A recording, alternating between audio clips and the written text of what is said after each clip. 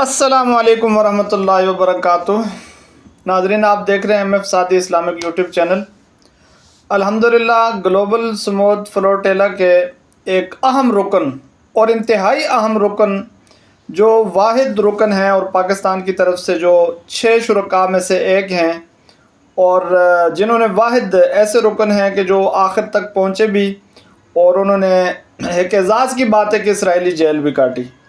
और जेल काटने के बाद उनको रिहा किया गया और सब ने उनकी रिहाई के बारे में भी सब लोग आगाह हैं और इस वक्त अल्हम्दुलिल्लाह वो पाकिस्तान इस्लामाबाद एयरपोर्ट पर पहुंच चुके हैं। कसीर तादाद में लोगों ने उनका भरपूर इस्तकबाल किया और वो मुस्तहिक भी थे इस इस्तकबाल के कि उन्होंने इतनी बड़ी जद्दोजहद की अहले गज़ा के लिए, अहले फ़लस्तीन के लिए। अल्लाह ताला उनकी इस जद्दोजहद को अपने बारगाह में कबूल फरमाए, मज़ीद उन्हें भी हिम्मत दे, हमें भी हिम्मत दे, सब लोगों को हिम्मत दे ताकि गज़ा वालों के लिए वो सब खड़े हों। तो आप वीडियो देख सकते हैं कि कैसे लोगों ने भरपूर उनका इस्तकबाल